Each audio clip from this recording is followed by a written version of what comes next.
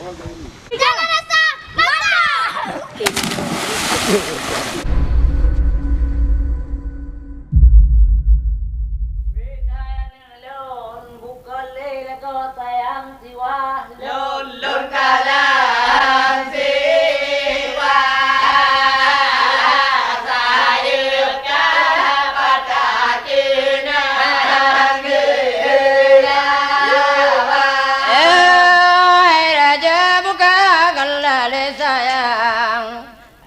Balang logon kalan siwa Ya betul bang dola pekan saya berkapata.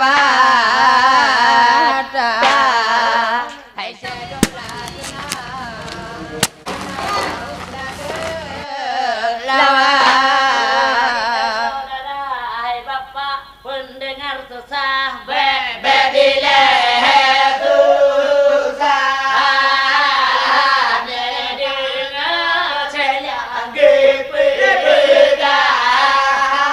Kampung Raya jumlah keseluruhannya 1000 hektar.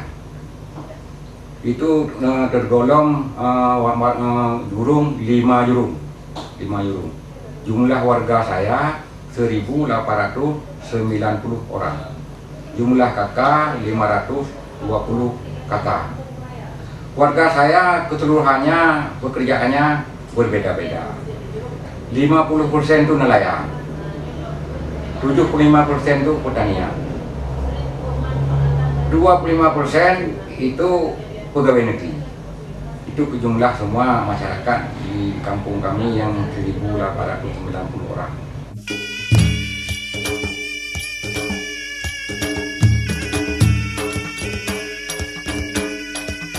Sebelum dulu dana desa diberi oleh pemerintah, desa tersebut tidak terarah kemana-mana.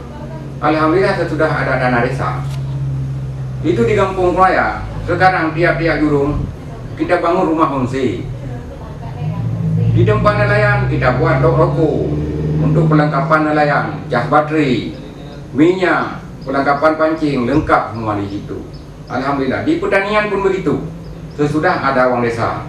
Uang desa ini kita gunakan kepentingan masyarakat untuk membuka lapangan kerja.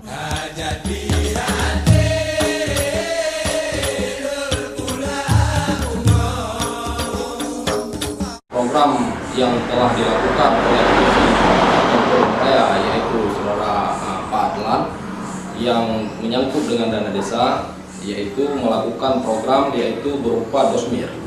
Itu berdasarkan usulan dari masyarakat bersetempat.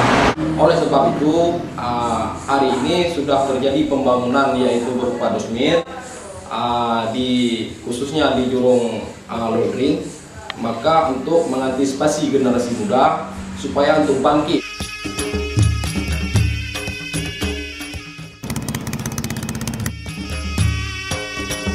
Alhamdulillah, puji syukur kepada Allah, pulau begini cantik yang ada di Kampung Raya Sabang, Pulau Kelah namanya. Ini saya di dalam teluk pulau ada pasir putih.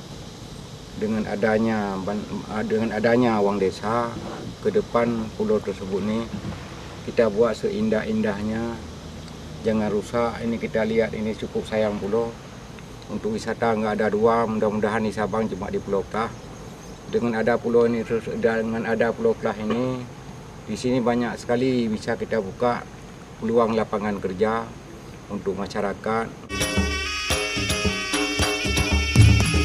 Di sini air cukup bagus, bersih, makanya diadakan tempat budidaya ikan di Teluk Raya untuk menunjang wisata.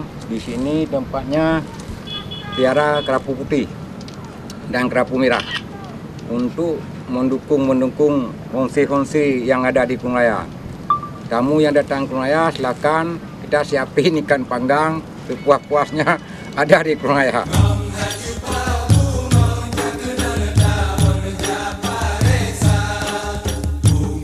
Inovasi ke depan memang harus ditekankan, karena itu satu tujuan untuk mensejahterakan masyarakat. Dengan lahirnya inovasi-inovasi tersebut, disitulah terbuka lapangan kerja, disitulah bertambah APBD kampung.